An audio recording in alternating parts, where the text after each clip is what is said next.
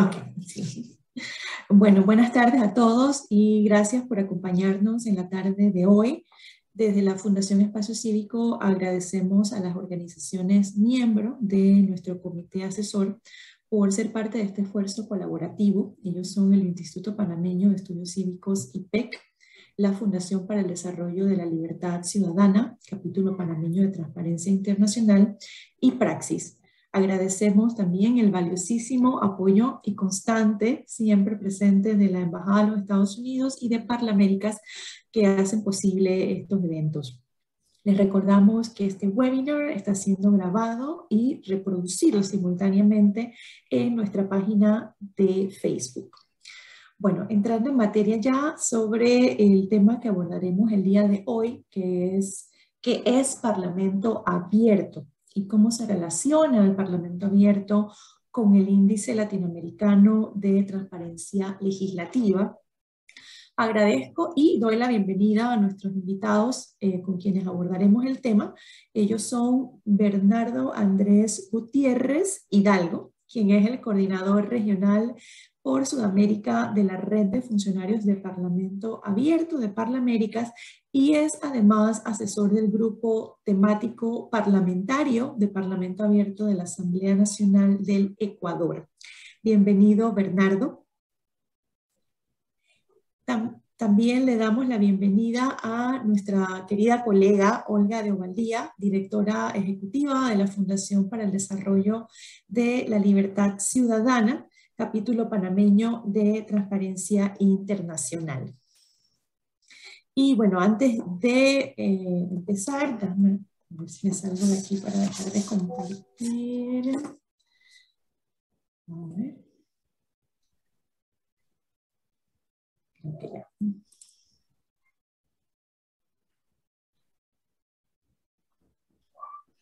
Y para los que no nos conocen, o es la primera vez que participan de nuestros eventos, somos la Fundación Espacio Cívico. Somos un observatorio formal que monitorea la gestión de los diputados de la Asamblea Nacional. Pueden conocer más sobre este trabajo entrando a espaciocívico.org.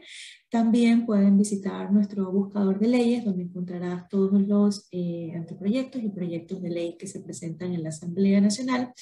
Y también fuimos los creadores del voto informado 2019, que prontamente también estará a disposición para las elecciones 2024. Por último, tenemos una academia, que es la Academia de Espacio Cívico, a través de la cual se imparten conocimientos y formación en ciudadanía. El próximo curso de la academia debe estar dando inicio hacia finales del mes de septiembre, con los temas sobre datos abiertos, participación ciudadana y parlamento abierto. Y bueno, con esto, Bernardo, Olga, desde Espacio Cívico estamos abordando este tema hoy por dos razones. La primera es que tenemos un programa dentro de nuestra fundación para promover precisamente los pilares de un parlamento abierto, desde donde nosotros aspiramos a hacer un aporte a ese proceso de construcción encaminado a llegar eventualmente a un parlamento abierto, pero que sabemos que es algo que no se queda ahí, sino que evoluciona constantemente. Y en segundo lugar, nos parecía importante compartir con la ciudadanía a qué nos referimos cuando hablamos de este modelo de gestión, cuando hablamos de parlamento abierto, porque es un trabajo algo técnico y que en su proceso debe de incluir la participación ciudadana. Y por eso es imperativo hacer docencia sobre esta forma de interacción y gestión entre el poder legislativo y los ciudadanos, y comprender cómo este modelo de gestión puede llegar a garantizar el acceso a la información pública, la rendición de cuentas, una participación ciudadana inclusiva, despolitizada y altos estándares de ética e integridad en un parlamento abierto. Y por qué no debemos agregar, pues con la coyuntura que estamos viviendo aquí en Panamá, que está muy relacionado también tener un parlamento abierto con tener una gestión administrativa transparente, en la que los ciudadanos puedan ver cómo se utilizan los recursos del Estado. Todo esto forma parte de los pilares de los que vamos a conversar el día de hoy y vamos a ir desglosando uno a uno. Bernardo, bienvenido. Iniciamos contigo cuéntanos cómo ha sido ese proceso en Ecuador y también en Sudamérica, desde tu experiencia en la red, y qué es Parlamento Abierto, cómo se construye. Bueno, antes que nada, un cordial saludo para todos los presentes desde Quito, Ecuador, donde soy parte de la Asamblea Nacional como funcionario encargado de apoyar y asesorar a nivel técnico el grupo parlamentario de Parlamento Abierto. Para mí representa un gusto el poder estar con ustedes el día de hoy, compartiendo este panel con tan destacadas personas que forman parte de estos procesos democráticos de participación ciudadana. Para iniciar, quisiera iniciar brevemente con algunas palabras sobre lo que es Parlaméricas, entidad a la que hoy represento, y sobre la importancia que se tiene que recae en fomentar el diálogo participativo, el diálogo con las organizaciones de la sociedad civil que se desarrolla en las Américas y el Caribe. Parlamérica es una institución interparlamentaria hemisférica del sistema interamericano creada en el año 2001 por los parlamentos nacionales de los países de las Américas y el Caribe, cuyo objetivo es congregar a los parlamentos y funcionarios de los poderes legislativos para fomentar la diplomacia parlamentaria, para promover el diálogo político, cooperativo en el hemisferio y abordar asuntos de importancia regional, pero sobre todo a través del poder legislativo, porque esta instancia representa por excelencia a las minorías, porque en esta se puede juntar la voluntad popular y la deliberación democrática. Esta decisión institucional está fundada en la convicción de que el trabajo parlamentario se ve robustecido cuando existe una interacción constante con la sociedad civil, representada por un universo de organizaciones y movimientos sociales que cada vez pueden tener mucha más influencia en la toma de decisiones democráticas. En tal sentido, la red de Parlamento Abierto y de funcionarios y funcionarios de Parlamérica promueve la apertura legislativa a través de acciones para aumentar la transparencia, el acceso a la información pública, para fortalecer la rendición de cuentas, para promover la participación de la ciudadanía en la toma de decisiones y fomentar una cultura de ética y probidad en las legislaturas de la región. Ahora, ya haciendo énfasis en los temas centrales, la pregunta es, ¿qué es el Parlamento Abierto? En un diálogo constructivo entre representantes de parlamentos y la sociedad civil, se pudo plasmar en la hoja hacia la apertura legislativa 2.0 de Parlaméricas, que es un modelo de gestión innovador, que a través de procesos de co-creación entre los legisladores, los funcionarios, las organizaciones de la sociedad civil, la academia, representantes del sector productivo y en general la ciudadanía, tiene el propósito de fortalecer las funciones parlamentarias para continuar consolidando la transparencia, el acceso a la información pública, rendición de cuentas, participación ciudadana. Bueno, estos son acabo de citar los conceptos, los principios del Parlamento Abierto que vamos a ir abordando uno por uno. El primero es que cuando hablamos de Parlamento Abierto nos referimos a un modelo de gestión de la labor legislativa. Este aspecto es muy importante y obedece a las nuevas tendencias que en los últimos años se han adelantado en la región y el mundo. De hecho, en la ley de la función legislativa en Ecuador se ha incorporado una perspectiva de Parlamento Abierto, justamente como modelo de gestión pública, es decir, que su cumplimiento es vinculante, es obligatorio por ley.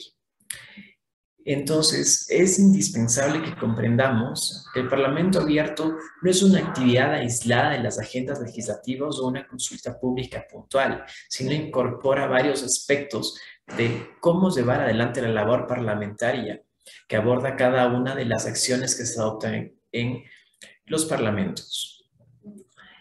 Otro aspecto importante que se debe citar es el proceso de co-creación.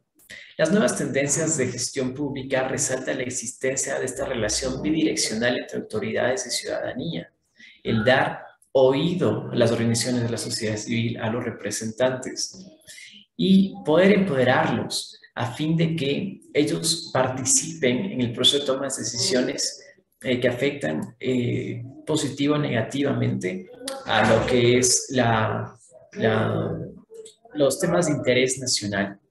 En esa misma línea y tomando como referencia la Alianza por el Gobierno Abierto, son estos procesos de comunicación que colocan tanto la ciudadanía, representada por la sociedad civil organizada, los funcionarios, que en este caso fluyen como representantes de parlamentos, identificar prioridades de ciudad compromiso y monitorear que en efecto hay un cumplimiento paulatino en los avances que se vayan desarrollando en el legislativo. Estos procesos de co-creación contribuyen a una mayor legitimidad sobre las acciones públicas en tanto que nacen de una colaboración estrecha entre representantes y representados, es decir, hay una doble vía de formación de lo que es la gestión pública. Entonces, no es, además de insistir en la participación de la ciudadanía en las decisiones públicas, sino también es una forma de ejemplo de cómo debe fortalecerse la función parlamentaria y que puede ser replicada en las demás poderes o funciones del Estado. Y bueno, como les había mencionado antes, hay 4 pilares que conforman el Parlamento abierto. El primero es la transparencia y el acceso a la información pública. Aquí cabe recalcar que el acceso que aquí se genera el primero, el derecho que tiene la ciudadanía de solicitar a las entidades públicas la entrega de información, siempre y cuando ésta no sea calificada como confidencial, y la obligación de las entidades públicas, y en este caso puntual de los parlamentos, de entregar de manera oportuna, y esto es algo que debe ser sumamente importante, el principio de oportunidad en la administración pública, ¿sí?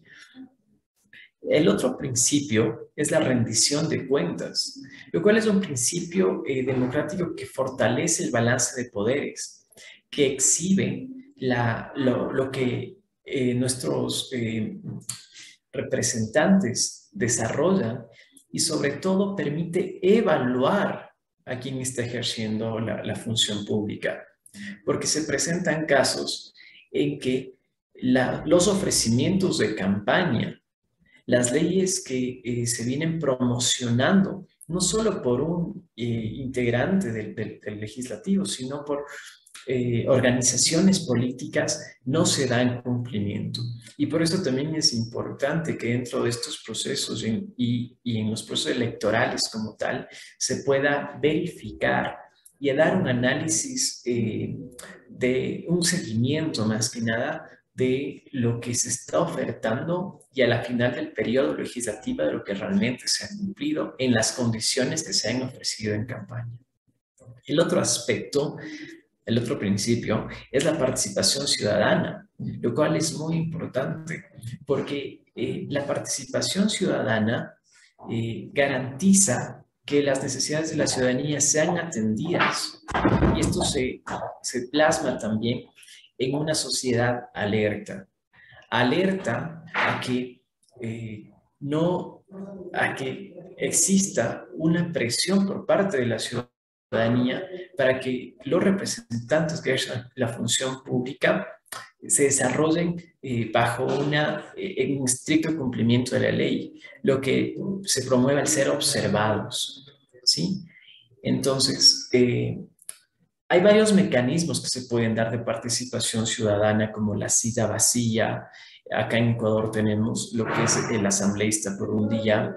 Entiendo que en varias legislaciones, incluye Panamá, existe la facilidad de presentar proyectos de ley por parte de la ciudadanía, de encaminarlos a través de los representantes o diferentes instituciones públicas en el ámbito de sus competencias puedan presentar proyectos de ley, pero que sean previamente socializados. Además, en Ecuador tenemos lo que son las casas legislativas. Quito es la capital de Ecuador y aquí es donde se concentra la mayor parte de la administración pública. Pero la Asamblea Nacional, al tener representantes de las 24 provincias, posee casas legislativas que ayudan a que se puedan recopilar las necesidades de lo que implica el sector productivo, los artesanos, la economía popular y solidaria y de varios gremios en general.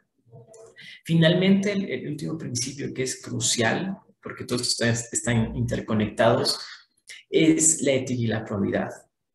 Está de más recalcar que una función pública se debe ejercer bajo principios y esto nos ayuda a combatir la corrupción, a combatir los conflictos de interés que se puedan desarrollar en los parlamentos.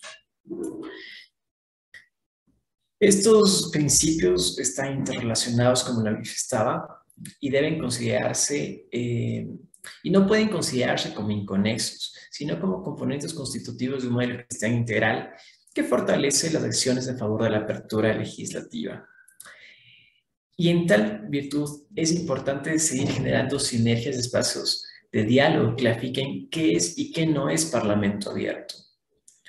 Sobre la base de lo compartido, podemos utilizar el ejemplo de Ecuador, justamente, que estamos con una buena calificación a nivel internacional porque hemos logrado ciertos aspectos que se pueden recalcar en varias legislaturas del continente.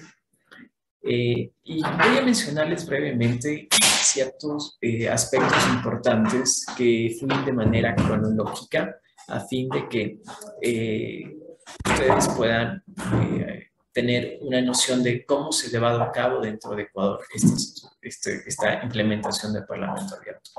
En primer lugar, y es lo más importante, es construir una voluntad política, ¿sí? Nosotros en Ecuador tenemos la Ley Orgánica de la Función Legislativa que actualmente establece de carácter vinculante que exista un grupo parlamentario de Parlamento abierto. Entonces, antes de que llegue esta reforma, lo que se hizo fue concretar ciertos grupos temáticos, grupos parlamentarios que podían incidir en llevar a cabo el proceso de implementación de Parlamento abierto que fue discutido en una sesión de Parlaméricas, cuando Ecuador se sumó a Parlaméricas. Y ese aspecto hizo que hoy en día ya, al ser obligatorio, al ser vinculante, ya estemos un paso adelante de lo que es la construcción de la voluntad política, ¿sí? Pero también es importante recalcar que la voluntad política no tiene que ser únicamente promovida por el grupo, sino por todos los espacios dentro del poder legislativo. Otro de los aspectos es que se debe crear, como ya lo había mencionado, un grupo o una mesa directiva o se le encarga una comisión ya existente que lleve a cabo la implementación, ¿sí?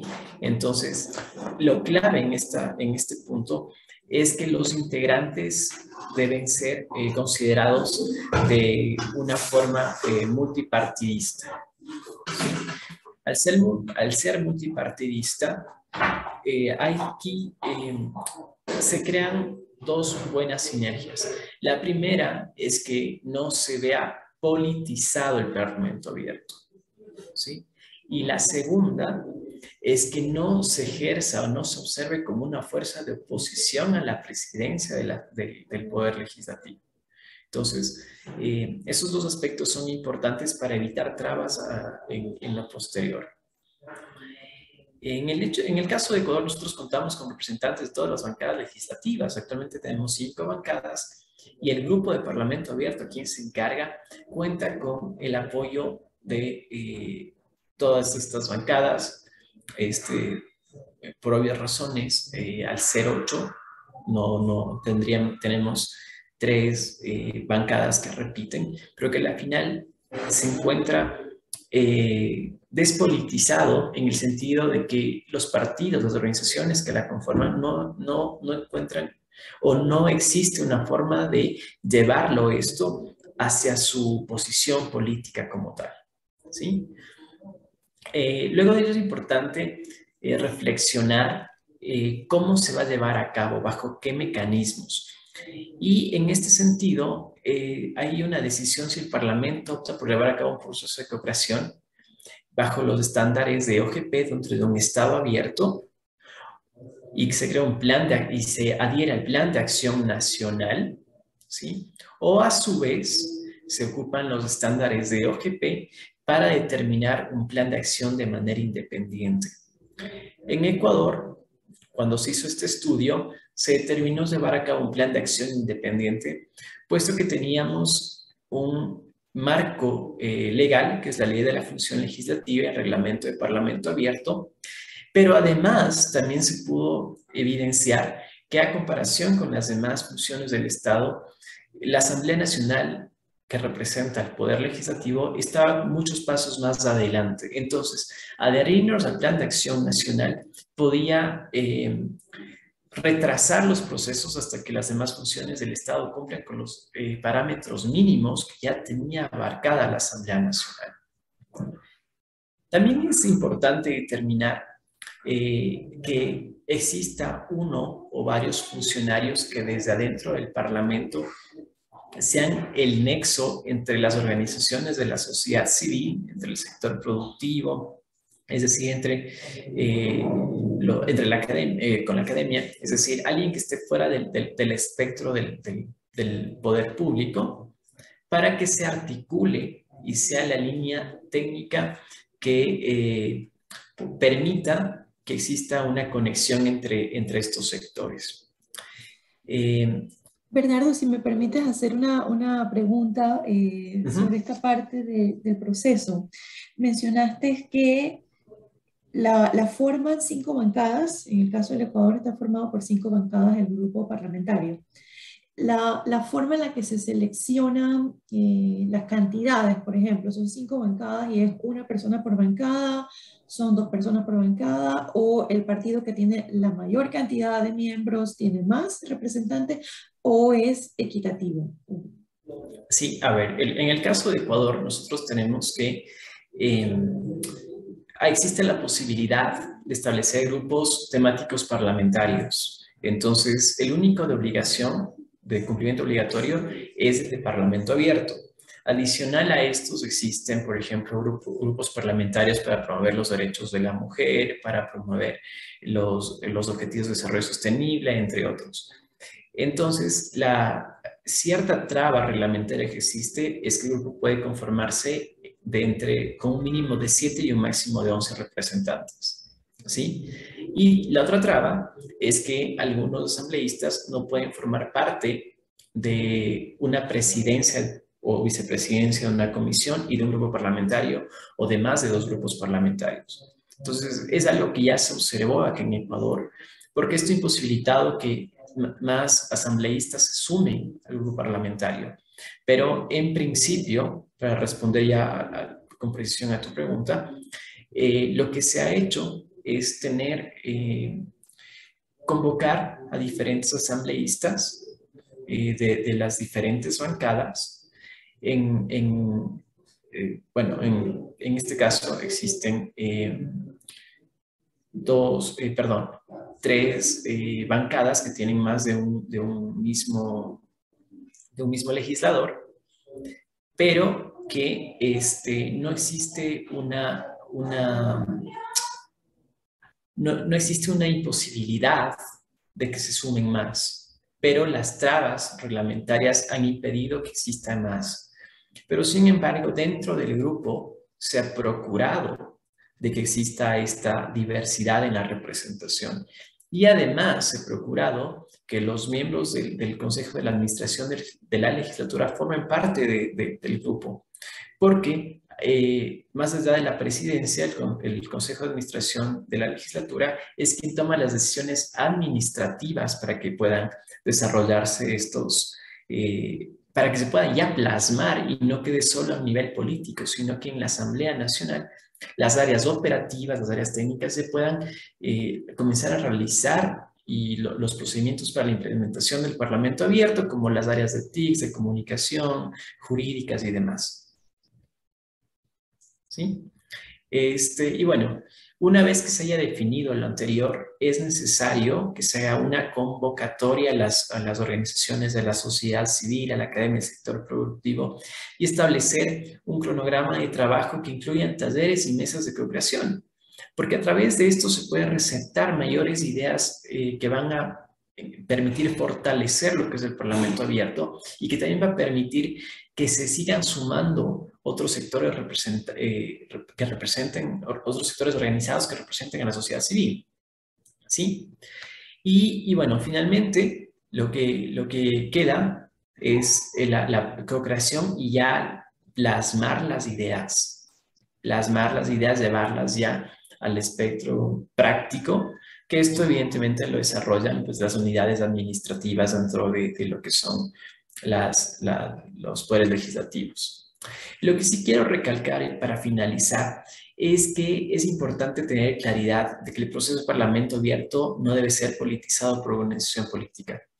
Las legislaturas tienen el trabajo conjunto de recuperar la confianza pública, la credibilidad, la institucionalidad, lo cual puede lograrse a través de la iniciativa de Parlamento Abierto, a través de los procesos de acompañamiento, empoderamiento, toma de decisiones, bajo los estándares de transparencia, lo cual sirve como una herramienta para promover la lucha contra la corrupción y los conflictos de intereses.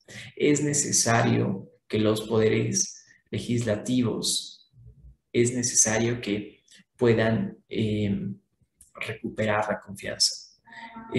Lamentablemente acá en Ecuador la Asamblea Nacional tiene un porcentaje de aceptación del menos del 20% en el primer año de periodo legislativo. Entonces, y esto ocurre porque ha habido pues ciertas prácticas que involucran actos de corrupción de uno determinado asambleísta, pero que ya mancha la imagen institucional. Entonces, por eso es necesario recuperar la confianza en la institucionalidad. Bueno, no me extiendo más y aprovecho para reiterar mis agradecimientos y quedo a su disposición en caso de que existan consultas sobre el tema. Muchas Sí, gracias. muchas gracias, Bernardo. Para todos pueden hacer sus preguntas a través del chat del Zoom y la vamos a estar respondiendo al final. Y también voy a regresar, Bernardo, contigo con algunas preguntas sobre el pilar de ética y probidad. Y también un poquito más sobre el proceso de construcción. Ahora vamos a nuestro siguiente tema, que va de la mano con lo que nos compartió Bernardo. Y es que los niveles de la apertura legislativa, es decir, Parlamento abierto, lo podemos medir. Y es que una vez que tengas institucionalizado tu modelo o tu programa de gestión para promover el Parlamento abierto, puedes medir con algún tipo de mecanismo de revisión independiente el progreso de ese plan, pero aún mejor, todavía mucho mejor, puedes medir y asegurar que ese plan año tras año vaya evolucionando y por tanto mejorando los niveles de apertura del Parlamento. Entonces, siguiendo los estándares internacionales con las mejores prácticas de transparencia.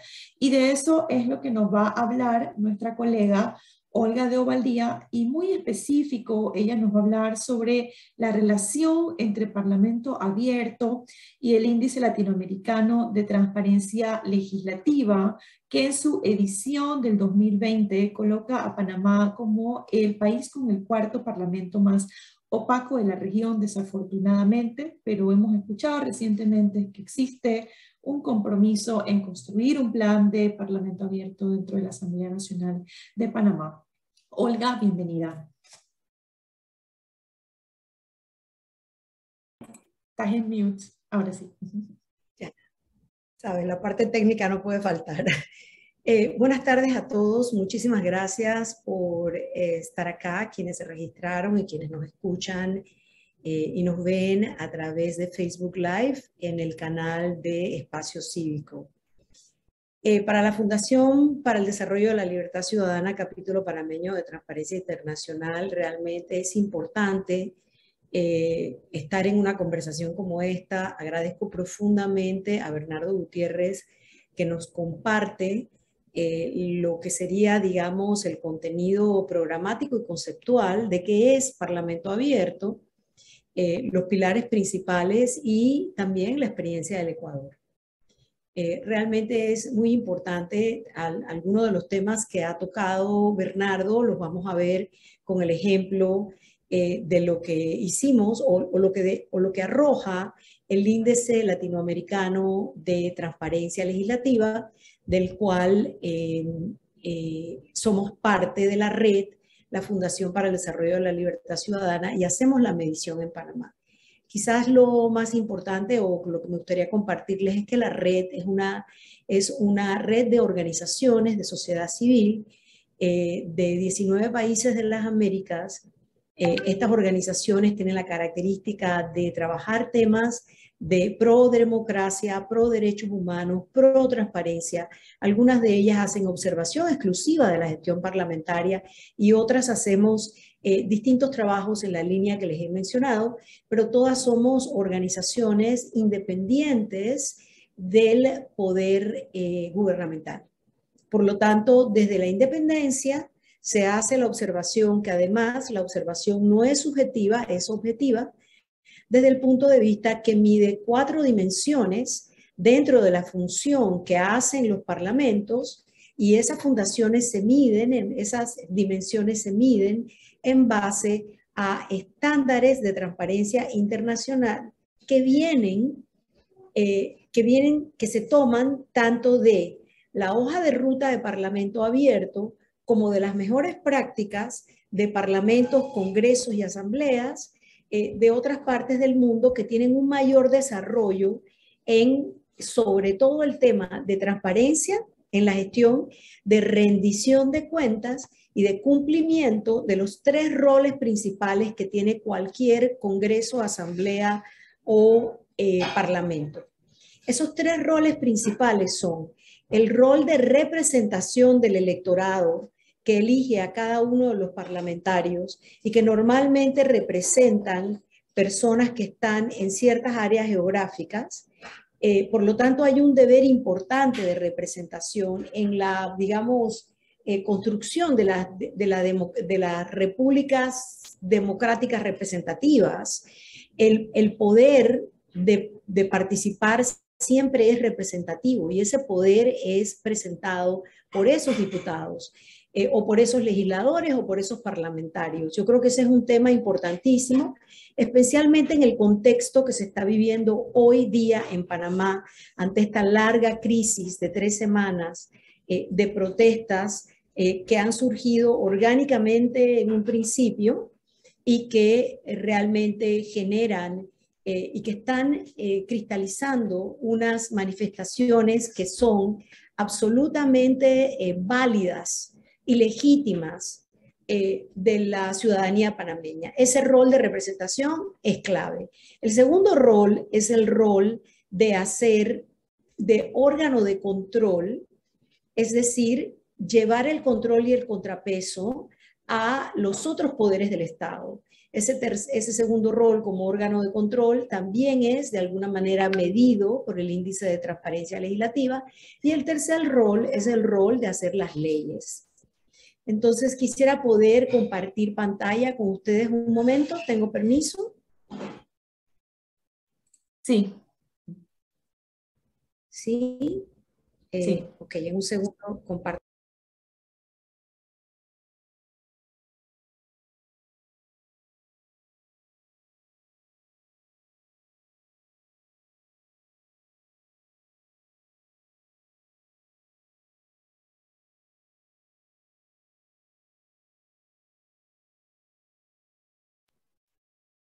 Listo. ¿Pueden ver mi pantalla? Sí, sí. Okay. Ven una gráfica en este momento que es el resultado general del índice para Panamá. En la región de los países medidos resultamos efectivamente el 4º parlamento más opaco y quedamos debajo de la media regional, que es 39.6 sobre 100. Es decir, y miren el resto de las mediciones, el parlamento que mide mejor, que es Chile, no llegó llegó medianamente al 50%, es decir, tampoco estamos descollando en la región, ni tenemos, o sea, no tenemos una Dinamarca latinoamericana, vamos a ponerlo así. Y yo creo que eso es importante verlo también, porque estos son parlamentos que poco a poco también han ido avanzando, como decía Bernardo, existe una hoja de ruta, existe una manera de ir midiendo y mejorando esa gestión parlamentaria que dé como resultado al final del camino 2 cosas: confianza por parte de la ciudadanía hacia hacia el Estado de Derecho y hacia este elemento fundamental de la democracia. Y segundo, una mejor gestión que permita entonces ver esa representación, esa capacidad de control y esa capacidad de hacer leyes que beneficien a todos. Entonces, aquí abajo vemos cómo sale Panamá calificada en los 4 dimensiones que se miden. Se mide normatividad, que quiere decir la capacidad de generar leyes sustanciales que estén a cargo del bien común y el progreso del país. La labor del Congreso como Congreso en sí, es decir, cuán efectivos son en reunirse, generar la capacidad de ser órgano de control.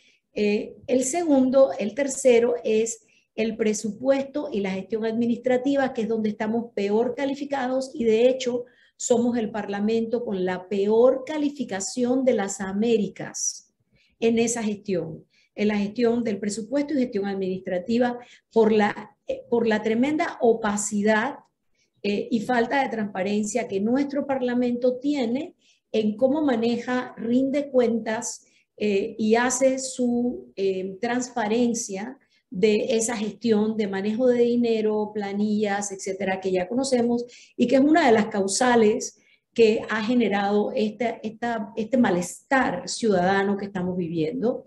Y la participación ciudadana, que es donde estamos mejor calificados y de hecho estamos en otra posición, somos de los parlamentos que tienen más estructuras que permiten al ciudadano interactuar, especialmente por esa oficina de participación ciudadana que permite, y que hay una ley de participación ciudadana en la asamblea. Hay asambleas que no la tienen, y esta es la parte de las voluntades. Creo que Bernardo le dio al clavo en la mera cabeza con el martillo cuando habla de las voluntades involucradas para que los parlamentos pasen a modelos de gestión más transparente y mejor rendición de cuentas. Porque hay parlamentos como por ejemplo Costa Rica, que como ven está calificado en los altos 40, donde no hay ley de participación ciudadana legislativa, pero tienen una participación ciudadana muy robusta y efectiva.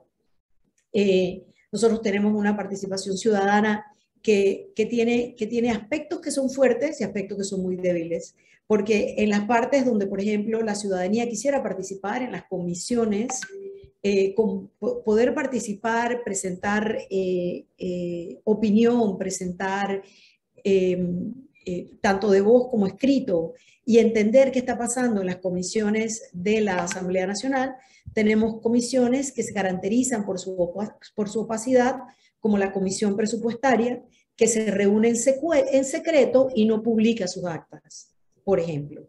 Tenemos otras que sí se reúnen siempre y avisan cuando se reúnen y permiten público y permiten una publicidad en sus actas, pero esta no. Quisiera simplemente... ¿Puedes regresar a, claro, a la gráfica de las dimensiones? Que quiero aprovechar, ahora que las tienes en pantalla, que están las 4 dimensiones que mide el índice, para compartirle a la audiencia que parte de la serie de webinars va a incluir el desglosar en cada evento cada una de estas dimensiones a lo largo de lo que resta del año. Muchísimas gracias. Creo que lo interesante aquí es entender lo siguiente. Cada una de esas dimensiones, cuando se midió el trabajo de la Asamblea Nacional, para cada país en el reporte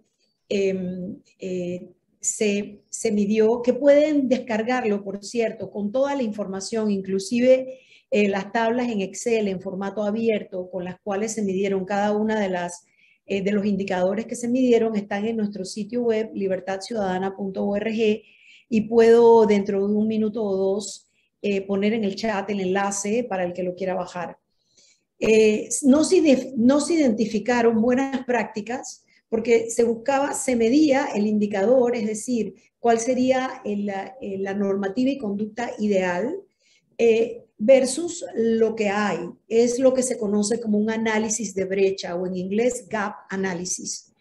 Y es bien importante entender entonces que esta medición lo que hace es comparar la normativa y la gestión y la voluntad existente con aquel ideal. Nadie llega al ideal, nadie llega a los 100 puntos, pero la idea es ir caminando hacia una gestión más transparente con mejor rendición de cuentas.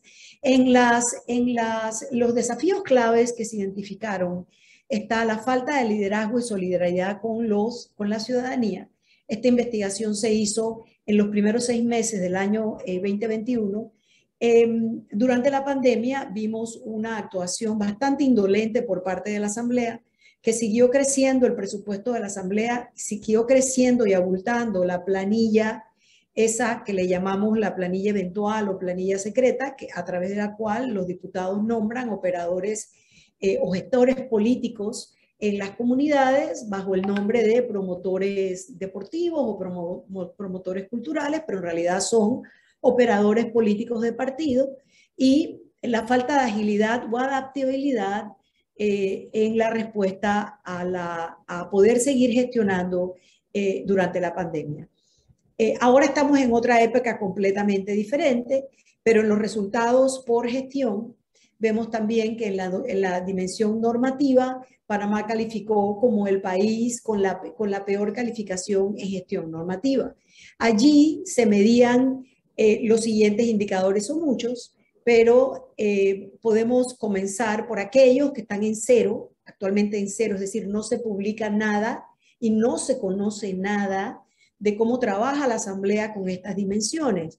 Por ejemplo, tener una ley de cabildeo, registro o lobby, registro de declaración de intereses, que es un trabajo que hacemos desde Espacio Cívico, y bueno, creo que quedó explícito al inicio de la conferencia que Fundación para el Desarrollo de la Libertad Ciudadana, en mi persona, somos parte del Consejo Consultivo de Espacio Cívico y trabajamos en conjunto, y desde Espacio Cívico se ha invitado a los diputados a hacer declaraciones de intereses voluntarias, declaraciones patrimoniales que tampoco la hacen. No hay política formal para los medios de comunicación, no hay regulación ni instancias formales para la ética parlamentaria. Y allí vamos entonces a los indicadores que sí tiene la Asamblea, donde salen mejor es en el registro de actividad de comisiones, como lo comenté anteriormente, en las comisiones que se registra la actividad, porque sabemos que tenemos una comisión muy importante que trabaja en opacidad y secreto. Y creo que podemos pasar entonces rápidamente a la siguiente dimensión, que es la labor del Congreso, donde estamos mejor calificados. Ahí somos el 6º Parlamento de las Américas, y los indicadores, como ven, están mejores. Tenemos en cero 3 indicadores, como por ejemplo el registro y publicación de las asesorías externas, que sabemos que es uno de esos espacios de uso de dinero discrecional, que es uno de los que más ha generado indignación en la ciudadanía. El registro de obsequios a los congresistas, que hoy sabemos que se puede tratar a veces hasta de tierras, registro de Exacto. tierras, registro de reuniones, o sea, el registro de las reuniones de los legisladores, el tema de votaciones nominales en los plenos, que ya pues sabemos que tenemos finalmente a partir del año antepasado, o al año pasado, ya tenemos la votación nominal, que antes no la teníamos. Ahí ha habido un avance, hay que decirlo, del golpe de escritorio y el diputado escondiendo su voto, lo cual era imposible entonces verificar para la ciudadanía si la estaban representando bien o no. Hemos pasado a la votación nominal, eso es un avance. Y así vemos el tema, por ejemplo, que hoy día se puede verificar la asistencia a las sesiones de los plenos. Ese es un avance. En fin, en la dimensión de presupuesto y gestión administrativa, y perdón que me equivoqué cuando estaba en la introducción del tema, somos el tercer, de arriba abajo, el tercer parlamento más opaco, porque tenemos en las dimensiones que tienen que ver con la rendición de cuentas presupuestarias, ¿qué pasa con esos dineros? Tenemos opacidad total en la publicación del presupuesto del Congreso, la publicación de la ejecución de gastos, no hay auditorías internas ni externas publicadas, no hay publicación, la Asamblea se ha declarado soberana y no obedecen la ley de contrataciones públicas, no obedecen la ley de transparencia y no obedecen la ley de rendición de cuentas presupuestaria. En la que sí están mejor calificados arriba, en la publicación de una vez que contratan, publicarlo. Como ven, hay una calificación del 36% nada más, y eso es únicamente aquellos contratos que pasan a través de Panamá Compras y que son publicados en Panamá Compras. Y no hay publicación de estados financieros por viaje de los legisladores.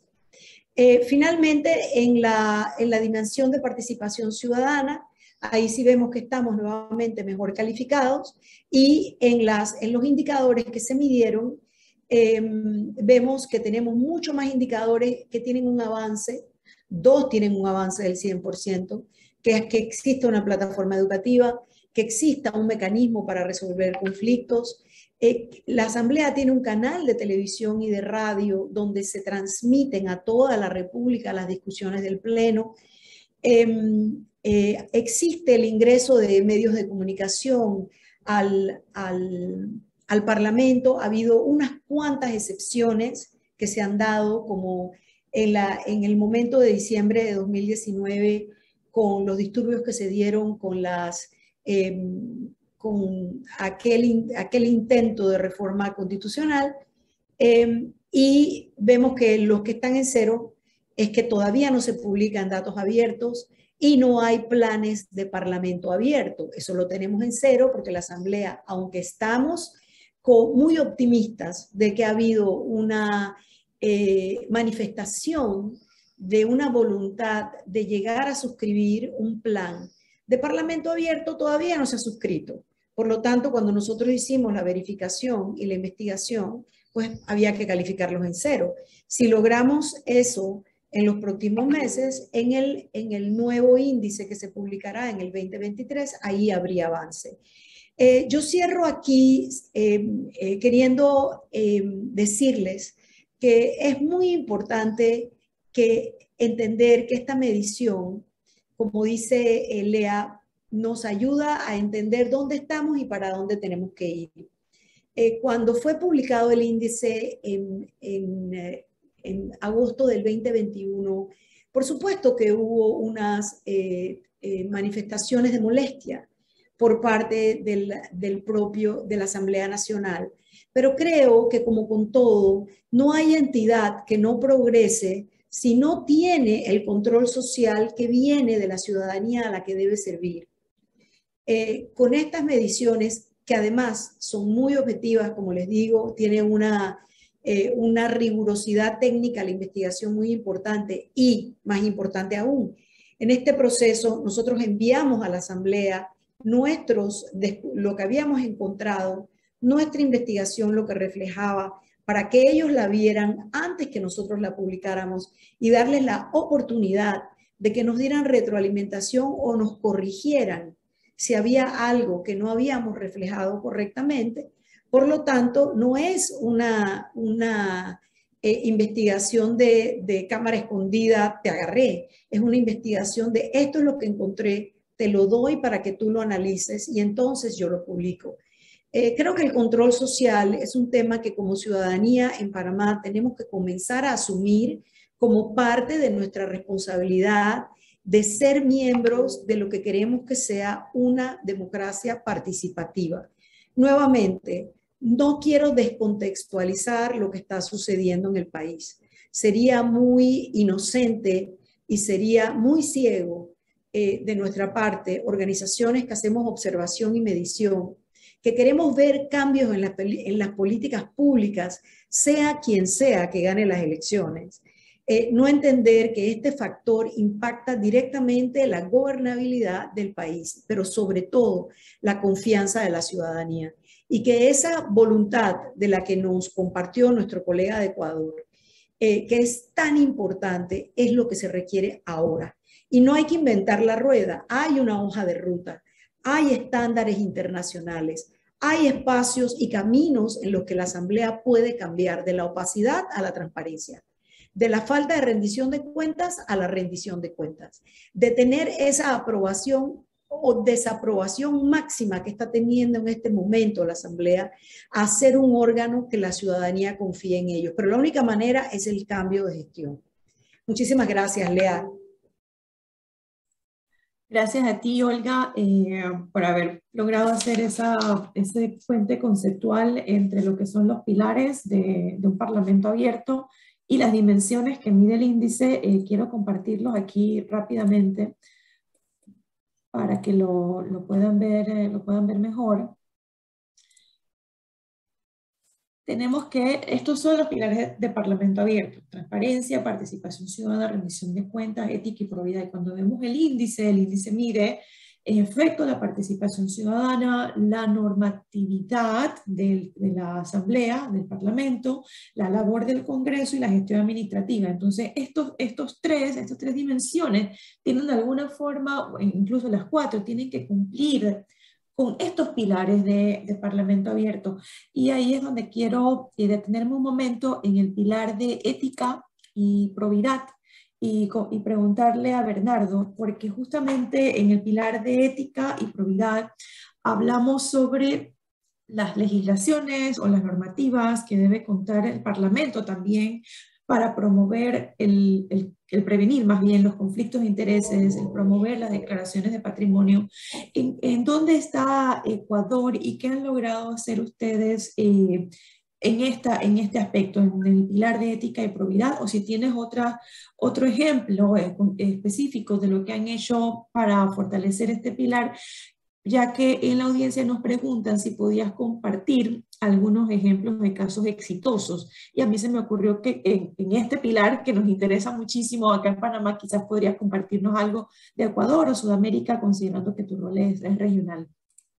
Sí, a ver, bueno, casos exitosos hay varios, pero yo quiero citar a Colombia. Ellos llevan un plan de acción parlamentario independiente. De hecho, ellos recién están lanzando el sexto plan de acción de Parlamento Abierto. El sexto. El sexto, wow. sí, pero con la particularidad que ahora ellos están visualizando lo que es la incorporación de TICs y datos abiertos dentro del plan de acción. Es decir, la pandemia volcó una nueva tendencia, que fue el hecho de hacer las sesiones vía telemática. De hecho, que en Ecuador también pasó, porque en el plan que estamos creando, a ver, antes que nada doy un poco más de contexto. El proceso de creación del plan de acción tiene un momento que es, el primer momento, que es la metodología del plan de acción, ¿sí? Donde se identifica toda la base estructural donde va a reposar realmente los cimientos a lo que se quiere llegar al Parlamento Abierto, donde se hace una evaluación de lo que ya está realizado, porque en muchas legislaciones se tiene lo que es una ley orgánica de transparencia y acceso a la información pública. De hecho, hay varias leyes modelo a nivel regional, y también ya en ciertas legislaciones a las que ya se incluye el Ecuador desde el año anterior, existe lo que es la ley de datos abiertos. ¿Sí? Entonces, esas dos características, sumado a esta nueva tendencia, hizo que en el nuevo plan de acción que estamos co-creando en Ecuador se tenga, por ejemplo, mira, aquí hay dos instancias de toma de decisiones. La una es el Pleno de la Asamblea Nacional y otras son las comisiones legislativas. Entonces, todo lo que se desarrollaba a nivel del Pleno tenía una gran publicidad en medios de comunicación, en la propia página de la Asamblea Nacional, donde se podían ver las votaciones, pero no el trabajo de las comisiones. Y cuando se tuvo que realizar el trabajo telemático, ya no se establecía cómo se desarrollaba el trabajo, por ejemplo, de una ley económica urgente. ¿Qué bancadas votaban? ¿Cómo se articulaban los textos por parte de los asambleístas o de la organización política dentro de las comisiones? Entonces, en Colombia se llevó a cabo un nuevo plan de acción que ahora ya incorpora lo que es datos abiertos y lo que es el tema de En general, la implementación de tecnologías de la información, ¿sí? Entonces, ¿por qué 6? Porque cada vez, al igual que las leyes, se tiene que ir mejorando y adecuándose a las nuevas formas sociales que existen en la época, ¿no? Y otro plan que quiero citar, y esto es el caso de Chile. Ellos, en cambio, el plan de acción es un plan de acción nacional. Entonces, incorpora lo que es gobierno abierto, que va desde toda la situación del poder ejecutivo, ¿sí? Está lo que es justicia abierta, que representa el Poder Judicial, y finalmente lo que es Parlamento abierto, que representa el Congreso de Chile. Entonces, aquí es algo que está vigente y que se está plasmando del 2020 al 2022. De hecho, ya están comenzando a realizar un nuevo plan de acción, pero que dentro de todo esto se han ido desarrollando compromisos. Por ejemplo, un compromiso que se desarrolló en el Congreso de Chile fue establecer reglamentos de cómo se va a llevar a cabo lo que es la transparencia y el acceso a la información pública, ¿sí? Y otra era elaborar una política de datos abiertos para el Congreso.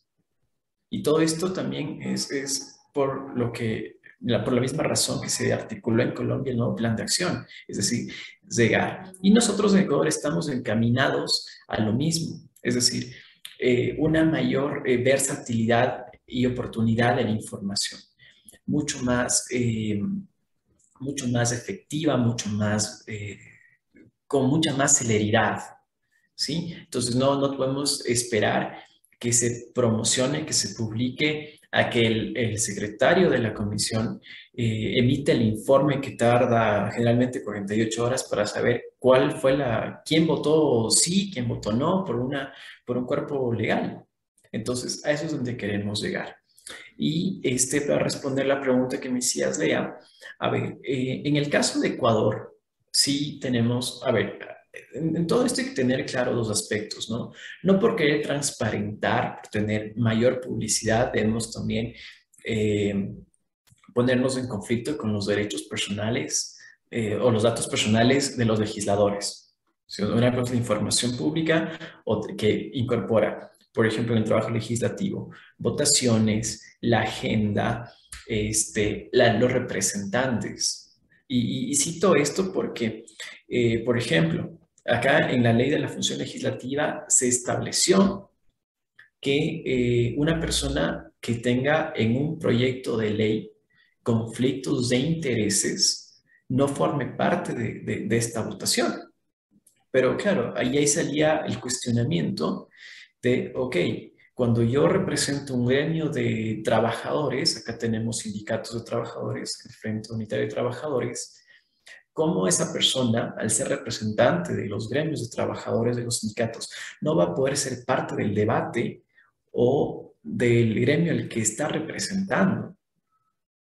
Entonces, era una situación, o como por ejemplo, para hacerlo mucho más, que se pueda observar de mejor manera, como el jugador de fútbol ya retirado, que ahora es parte de la Asamblea Nacional, no puede presentar proyectos a favor del gremio que representa, que son los exjugadores, porque entra en conflicto de interés. Entonces, hay una especialidad que debe ser instrumentalizada en que el conflicto de interés tenga beneficios personales. Porque cuando es un beneficio colectivo, no puede abstenerse de votar por sus representados. El otro aspecto fue que a través de la política de la implementación de la política de Parlamento abierto, ya se debía constatar en un portal la información relevante del asambleísta. Entonces, mucho se habla de esta suerte de lobby, del cabildeo, que se hacen entre asambleístas para la consecución de votos y demás, que son parte de una agenda legislativa a nivel personal. Entonces, estas acciones deben constar en una agenda para que la ciudadanía pueda percibir con quién se está reuniendo, con qué sectores. Sobre todo cuando son leyes de interés nacional que afectan en su conjunto, ¿no? ¿A qué me refiero con esto? Yo sé que todos son a nivel nacional, pero las que son mucho más enfocadas en un aspecto, por ejemplo, de prohibiciones, de restricciones, de incremento de impuestos, de eliminación de algún tipo de una prestación que hace el Estado. Entonces, esos aspectos deben ser pormenorizados y evitar que evitar poner a disposición de la ciudadanía los datos personalísimos. Es decir, hay datos públicos que deben ser establecidos de una manera taxativa, que deben ser promocionados. Y dos, evitar que el conflicto de intereses afecte a los representados. Es decir, que el conflicto de interés no tenga un beneficio personal para el legislador. Gracias, Bernardo. Tenemos recientemente en Panamá, para los que no saben, se presentó un proyecto de ley para regular los conflictos de intereses. Fue vetado por el presidente, regresó a la Asamblea Nacional y el presidente de la Asamblea, en su discurso de instalación recientemente, 1 de julio, se comprometió a traerlo de vuelta al debate. Esperamos poder tener la oportunidad de compartir y contribuir nuestra opinión, nuestras observaciones sobre lo que son los conflictos de intereses. Y para cerrar de este lado, quería solo mencionar, cuando dijiste lo del sexto plan de acción de Colombia, lo primero que se me vino a la mente es: esto es un proceso que evoluciona, no porque tienes un plan de parlamento abierto hoy y llegaste a la meta, empezaste realmente el camino, porque entonces se supone que debemos ir evolucionando y cada año, cada 2 años, revisar estos programas de parlamento abierto e ir mejorando, usando idealmente algo como el índice de transparencia parlamentaria como hoja de ruta. Gracias, Bernardo. Olga, paso con una pregunta del público para ti, también relacionada sobre los ejemplos. Veo que ya le respondiste acá en el chat. Lo que hice fue que mandé el índice, Sí. el enlace para que puedan entrar a ver el índice completo, análisis, tablas, lo que quieran ver. Creo que los ejemplos de la región, casualmente, y de eso estaba hablando Bernardo, escogí buscar la tabla de normativa mínima en cuanto a ética y transparencia, por hacer un ejemplo, de Chile. Pero también tenemos algunos ejemplos de la región, algunos son, y esta es una ley que ha pasado ya en 3 países en América Latina, que le llaman la ley de 3 de 3, que afecta, que puede generar mucha confianza en la ciudadanía hacia los parlamentarios, pero no es solamente a los parlamentarios, porque cuando se logra pasar una ley de 3 de 3, suele ser nacional para los políticos y funcionarios, es decir, aquellos que estén en puestos públicos por votación popular y aquellos que sean nombrados a puestos públicos, y simplemente es que cada funcionario haga una verdadera declaración patrimonial de bienes patrimoniales, que además sea verificable y renovable por año.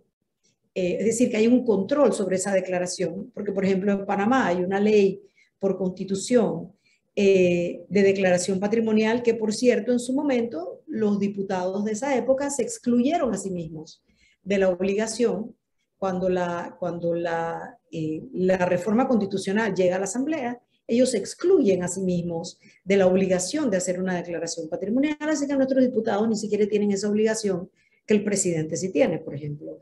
Entonces, sin embargo, en Panamá la ley de declaraciones patrimoniales es realmente inoperante, aunque es pública en teoría porque debe hacerse ante un notario, en realidad termina siendo secreta y nadie la verifica y nadie hace control sobre ella.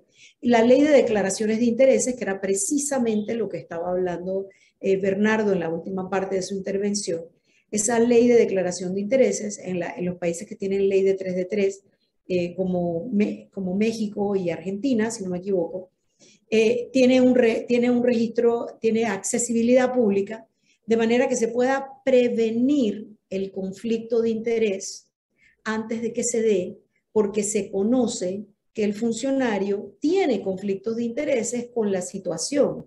Y ahí puede pasar toda clase de cosas, desde tener acceso a conocimientos de concesiones de explotación de recursos naturales, por ejemplo, hasta contratos del Estado. Entonces, definitivamente es un tema importante. Y la tercera es la de que el diputado realmente o el funcionario esté a paz y salvo con su pago de impuestos y su pago de la seguridad social cuando tiene empleados. Entonces, ese es un tema que le da una posición ética moral frente a la ciudadanía en cuanto a cumplir sus deberes. Y algunos ejemplos interesantes de la región, por ver la lista, porque lo podemos ver comparativamente con lo que tenemos en Panamá, por ejemplo, es que veamos cómo está Chile rápidamente en esta gráfica en cuanto a esa otra normativa que en Panamá tenemos en cero, más de la mitad. Por ejemplo, cuando hablamos aquí de información personal de las y los legisladores, bueno, no estamos hablando de violación de datos personales, como dijo Bernardo hace un momento, estamos hablando de la declaración de intereses. Publicaciones de los temas a tratar en las sesiones del Pleno, declaraciones patrimoniales, reglamentación del cabildeo o lobby. Eso es una de las cosas más importantes para entender si el Estado está sufriendo captura por intereses económicos específicos que tengan una influencia indebida, ya sea porque puedan ser desde donantes de campaña hasta personas que puedan generar beneficios de otro tipo, a quienes van a hacer leyes que regulan esos sectores económicos. Y en parlamentos como el Parlamento Europeo, por ejemplo, el año antepasado, casi entrando a la pandemia, un poquito antes de la pandemia, el Parlamento Europeo le puso una multa a Google de, si no me equivoco, $1 millón y una restricción de que los cabilderos y representantes de Google no podían reunirse con los parlamentarios del Parlamento Europeo, creo que por 2 años le pusieron una restricción. Lo mismo pasa con los parlamentos de los países civilizados, o más civilizados que los nuestros. Las personas que están haciendo representación, no es que el cabildeo o el lobbying sea una actuación en sí misma criminal, es la forma, es que la opacidad, el secreto en esa actividad es lo que genera, lo que puede generar actuaciones que no vayan a representar los mejores intereses de la ciudadanía, sino de esos intereses económicos que están pagando ese cabildeo. El informe de gestión de los y las legisladores es importantísimo. Nuestros legisladores no hacen informe de gestión de ninguna clase, ni siquiera sus agendas diarias. Eso es un tema pues muy grave. Tenemos espacios de tremenda opacidad en el RORI, en que es el reglamento interno de cómo se funciona la Asamblea Nacional, y son espacios no regulados donde no hay nada escrito por diseño, porque al no haber nada escrito, entonces la actuación es 100% discrecional. Los registros de intereses, la regulación, instancias para la ética parlamentaria, publicidad de los gastos y la fiscalización del Congreso, sabemos que no hay, no se da. Obligación de registrar la actividad plenaria y la difusión de la misma, que en nuestro caso sí se da, pero no se da a totalidad. Y en fin, así que esos son ejemplos que traen como resultado que efectivamente Chile tiene una mejor, sin ser perfecta, por supuesto, porque además uno habla de estas cosas con organizaciones en los países y todo el mundo quisiera ver una mejor gestión en su país, así que todo el mundo va a decir, no, pero espérate, que en mi país no se hace esto, no se hace aquello. Pero la realidad es que nosotros tenemos la oportunidad, por ejemplo, en todos esos espacios donde la Asamblea tiene cero regulación, no existe nada, no está nada escrito, tenemos el espacio para ir caminando hacia una mejoría. Algo que es muy importante que menciona Lea y menciona Bernardo, en los planes de acción de parlamentos abiertos, es que el cambio de cultura de una institución no pasa de la noche a la mañana. Tiene que haber un robusto, pero robusto entrenamiento en conceptos en ese grupo de funcionarios institucionales que en teoría deberían ser permanentes y estar bajo una carrera administrativa de servicio público en la Asamblea y que no estuvieran a merced de los cambios políticos cada 5 años, que existe como si fuera una barrería de funcionarios que ya teniendo una experiencia un conocimiento, un saber cómo se hace una ley, cómo se gestiona, empiezan cada 5 años de cero. Y en nuestro Parlamento es todavía más dramático. Pareciera que empiezan de cero, de legislatura a legislatura, dependiendo de quién ganó la presidencia de la legislatura. Entonces, ese es un tema importantísimo, va uno de la mano del otro. Hacer un cambio cultural requiere un tema que es vertical, transversal, pero no solamente de arriba hacia abajo, sino de abajo hacia arriba.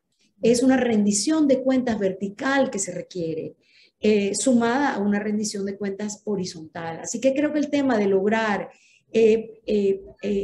digamos, parlamentarios o en nuestro caso diputados que fueran champions de la transparencia y de la idea, que puedan ser parte de ese cambio, es algo importante. Yo personalmente creo que Lea también conozco funcionarios de la Asamblea que son gente correcta, entendida, trabajadores y que quieren ver una Asamblea que funciona bien.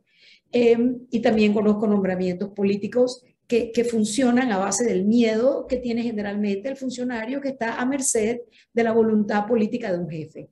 Entonces, ese es un tema muy importante a saber en el cambio de cultura. Nuevamente, la hoja de ruta que nos da los pilares del Parlamento abierto, junto a el camino de poder ir midiendo la mejora, es la receta, que si hay la voluntad política, entonces, porque tú puedes llegar con la medicina y aquí está la cucharada del jarabe, pero si el paciente no se la quiere tomar, ¿qué haces? Sí, así es, Olga, muchísimas gracias y creo que ahí vale la pena resaltar ya para cerrar que por lo menos en lo que Estado abierto se refiere, llevamos desde el 2015 trabajando estos temas y la Asamblea nunca se ha querido sumar a un programa de Parlamento abierto, creo que es la primera vez desde entonces que un presidente de la Asamblea pues dice que lo va a hacer y que va a llevar a cabo el programa. La verdad que yo espero con ansias ese momento y empezar a trabajar con ellos en